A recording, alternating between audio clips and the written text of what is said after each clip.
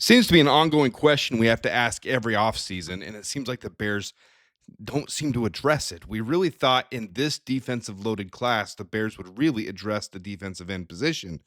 Well, we did in free agency. We got Dayo Odeyingbo, but was it enough? We knew the year before drafting Austin Booker, trading back into that draft and drafting Austin Booker, he was developmental. He would take a year, and now 2025 is really supposed to be the year that he comes around and is impactful for this team. Well, here's a general overview of how the line looks, and we're going to just focus on the defensive ends today because we'll hit the defensive tackles later. But Shamar Turner is a question mark because he has played extensively defensive end, and then they moved him into defensive tackles to be able to raise his draft stock, basically, put on more weight. Now he's 300 pounds, and he's a really solid three-tech option. But does he really solve that problem at defensive line, or are they going to move him in and out? Ryan Poles kind of addressed that and said his flexibility will be useful in this defense, so he could be kicked in, kicked out. Dominic Robinson showed some signs of improvement this last year. The biggest thing this year is obviously we're bringing on Dennis Allen, and he's going to be bringing a new approach to this defense that should revitalize things. And who knows which one of these players are going to be improved, are going to make the cut. I mean, we brought on two undrafted free agents here, and Xavier Carlton and Jeremy Robinson, and then Cole Nelson's invited to the rookie minicamp as well. Then you've got Daniel Hardy, who really played well in last year's preseason games, didn't get a huge opportunity during the season. Jamari Croma, who hung around on the practice squad, so he's had a year to develop, shows a lot of really solid signs, especially in run defense, which the Bears need a little bit of help in. So there's a lot of good tools on this team, but is it really enough? Do the Bears need to go out and add some help as we get closer to the 90-man roster is full, but you can always cut someone, and if someone's available, there's always an opportunity to improve this roster. Ryan Poles always says they're always looking for improvements, looking for opportunities to improve the roster. Well, when you're looking at the 2024 team, where do they really need to improve? Because it was such a mixed bag. 11th best in tackling grade, but at the same time, third worst in giving up against the run. They gave it 4.8 yards per attempt. That was third worst in the entire National Football League. And then in the passing game, second worst in net yards gained per pass attempt at 6.8, but seventh best pressure and ninth best sack percentage. So some of those things don't line up. Was it just scheming? Was it assignments? Was it the way that the defense was run with the defensive backs being out of position while the defensive line was getting the pressure, but then not filling their tackling lengths? And we know, of course, that Andrew Billings going out did affect the run defense. The tackling depth was severely impacted. The pressure wasn't quite the same. Things were off after that point. And one huge thing that gets overlooked a little bit is that shin injury by Montez Sweat really affected him the second half of the year. So we know from what happened, Montez Sweat in that Washington game got injured. He had to come out of the game. He was noticeably absent on the Hail Mary pass, so he was not in the game. He had to miss week 9 as well. Then when he came back, he just wasn't quite the same. So imagine this is the cutoff line here. Look at his defensive grades. Look at his run defensive grades. Everything. That Washington game, the tackling grade went down. That shin injury was a huge part of that. But then look at the pass rush pressure. Look at this aisle over here.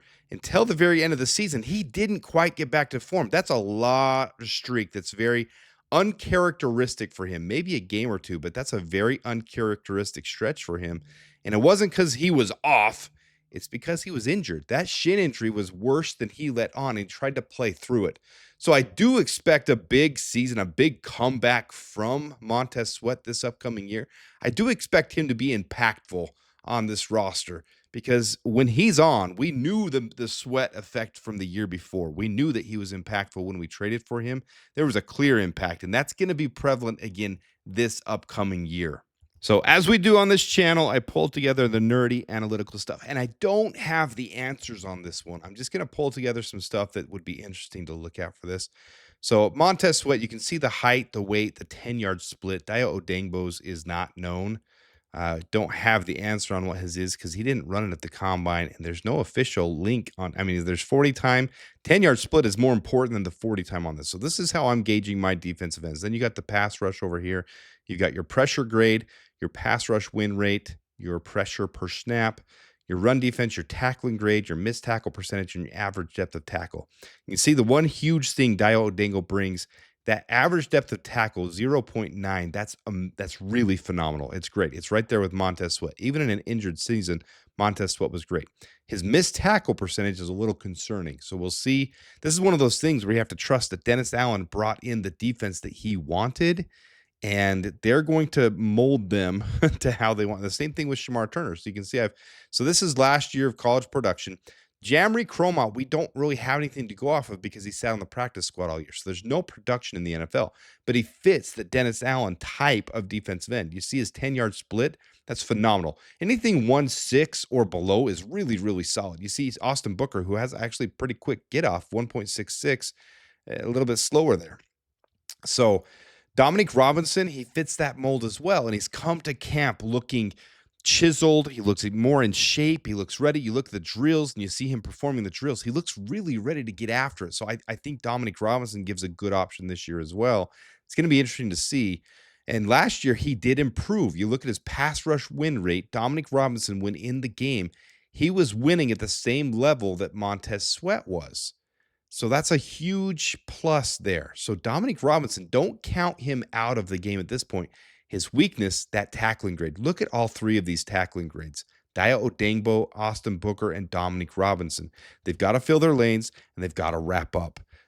I don't have the answer for which one is going to improve, which one's going to, but Dayo Odeyingbo really needs to be that consistent staple for what we went out and paid for him. So 6'6", 286 pounds. Austin Booker, 6'6", 245. And Austin Booker obviously flashed some signs of potential this last year when he had his 2.5 sack game. I think given the opportunity to develop, we'll see if he put on a little bit more weight, get his off the line burst, improving that over the offseason. There's things these guys walk away with where they know what they need to work on. So here's the current roster here. Daniel Hardy showed a lot of potential in the preseason. Didn't get a ton of opportunity in the season, but when he did, I mean, he only had one tackle for the whole year, so his tackling grade can't really be considered, but he was in for more pass rush opportunities, and he did okay, but he's got to improve. He's got to consistently improve. We've brought him back, so obviously we like him.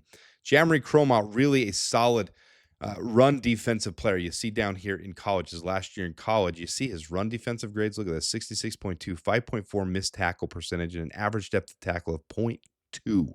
0.2 is phenomenal. So if they can continue to develop this kid, he's the right size, 6'4", 275 that they like with a 1.60 10-yard split. Shamar Turner, is he a defensive end? Is he a defensive tackle? I think they'll use him for both, so I'm not going to be too critical of him here. This is more for defensive tackle this last year. But when you look at some of these guys brought in, I don't really see Xavier Carlton or Jeremy Robinson or Cole Nilsson really making the roster. Will we continue to develop? I'm more excited about Jamry Cromot from last year's class, the run defense that he can bring, and if they've worked on him, he's got a good 10-yard split. So do they continue to work with him and develop his pass rush? Will he get more opportunities this year, or Dominique Robinson across the aisle from him? Bring this back up because I think really the ones that are completely safe, Montez Sweat, Dayo Odeyingbo, and Austin Booker. Now, obviously Shamar Turner, but I'm counting him more as a defensive tackle. So which one of we'll probably take 5 of these guys, maybe even just 4. So who's going to make that last spot? Is it Dominique Robinson, Jamry Cromot, Daniel Hardy, one of these rookies that are undrafted free agents? I would maybe think one of these guys makes the practice squad. Maybe Xavier Carlton. I mean, really the right size, 6'6", 275 with a decent 10-yard split, but good pass rush. Not great, but not bad. And then a solid tackling grade as well, but some things to work on. So maybe he makes the practice squad this year. I would like to see Montez Sweat, Dayo Odeyingbo, Austin Booker, Dominique Robinson, and Jamry Cromot really make it. But here's a couple of the top available free agents. You can see Preston Smith, who used to be obviously with the Packers and then went to the Steelers. Matthew Judon, who we know Ryan Poles went after in trade and didn't end up getting. He ended up going to Atlanta. Now he's a free agent, and really it's a waiting game. One of these guys, will they become cheap enough? And do we add them to the mix, and who gets cut in the process of it? But if you can add improved talent, Matthew Judon, this is really a low year for him. Nothing here is is indicative of really previous years with him, and that's really something for the Bears to gauge. So here you can see every year here, Matthew Judon this last year was kind of an anomaly, but he switched systems again, and you can see all the years before this really solid. This last year kind of had a rougher year, had the injury in 2023, but all the grades down from this last year. But if you look at historically, a much better player. Will there be a discount for that? Might likely. All three of these guys, getting up into their mid 30s, 32 years old, and not coming off the best year there for Matthew Judon. You would think he would be, signing a prove it deal. Maybe any one of these guys, probably around the $5 million range, and then adding them, they're all around the same: 6'3", 6'4", 6'5", 275, 274, 271. 10-yard split a little slow for Zadarius Smith, but you saw the production with him last year with the Lions when given the opportunity. His pass rush grade was solid last year. Pass rush win rate 18.7. That's really, really solid. 9.3 PRP. That's solid as well for getting pressure, but that tackling grade low. So do we bring one of these guys in? Do we run with what we have here? Because I don't feel extremely confident in this video.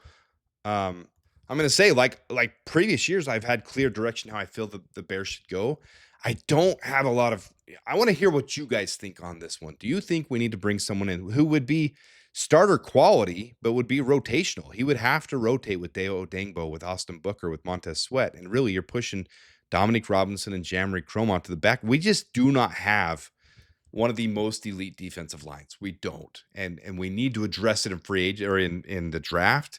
And I would say, next year's needs primarily in the draft: safety, linebacker, defensive end, running back. Those things are going to have to be addressed next year, but we have to go through this year, and we're going to get into camp really soon.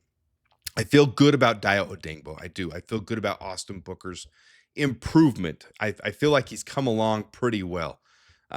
He's got a lot to go, and I really hope he put the work in this offseason. He talked about needing to add that weight. So if he goes, adds another 10, 15 pounds of muscle, if he's been putting that work in, we know he went down to the camp that they sent them to be able to improve their hand fighting and improve their technique. But then Dominique Robinson coming in chiseled and really improved physically and upping his game with his get off. Daniel Hardy with where he was last year, Jamari Cromont having an opportunity. I really am, of all the position groups, I'm antsy to see what this defensive end group does this year, because on paper we're fourth in the NFC North. We're fourth. We are not. We're just not there. The Lions are stacked. The Vikings and the Packers on paper have better defensive lines than us. We've got to continue it we're probably better than last year, but where we stand now, it's kind of a prove it type of thing. And then we've got a new offense or a new defensive system with Dennis Allen and the whole group. So I want to hear what you guys think about this defensive end group. Do you think we should add more talent? If so, does it bump somebody out? Who are you okay cutting from this roster? Obviously, I'm not super thrilled about this year's defensive and undrafted free agents. I think they're kind of shots in the dark, but they fit the Dennis Allen mold, and there's some positives about them. But I felt really excited about Jamari Cromont, what he brought last year, coming from James Madison, and really his defensive ability plus his ability to get pressure. I think he's developmental, and then he sat on the practice squad all last year. Where has he come from there? You see him in a lot of photos. You see him in a lot of videos from him getting in there and getting to work. Will he take that next step up? So I'm really curious about the defensive line group against the defensive ends. We'll do more on the defensive tackles next, but I want to hear your guys' opinion, because as it stands right now, there's a lot of question marks, a lot of missed tackle percentages here, but really the team as a whole didn't do that poorly in that department. And DeMarcus Walker was actually one of our positives on that. And we're willing to let him go.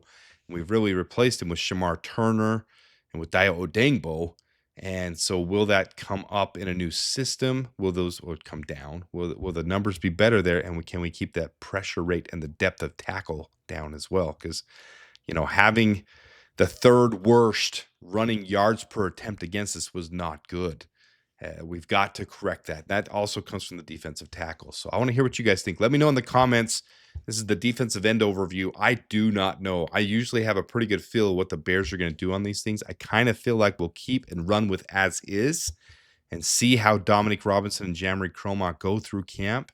And it's one of those things where maybe you add talent after trim downs and before final roster decisions, but not anytime soon. And you see how these guys do through camp. I think they really want to get a feel for the current guys on the roster. But I think the ones that are safe, Montez Sweat, Dayo Odeyingbo, Austin Booker. The ones fighting for that last spot would be these guys here. And then do they bring one in? I really don't think so at this point, but maybe at the end of camp if things aren't working out. So let me know what you guys think. Appreciate you guys tuning in. It's always great to interact with you guys and good to bring these things to you. We'll do each of these before we get to roster or to rookie minicamp. I'm going to do one of these on each positional group. We'll run through them quickly, but I do want to hear your guys' thoughts on it because this whole defense has changed. We might be running more dime, more 6 defensive backs. We need to get in the lanes and more pressure. We need to get to and cover the lanes, bigger size guys. So we'll see what the Bears end up doing. Appreciate you guys tuning in. Until next time, the Bears and bear down. Sports making Chicago.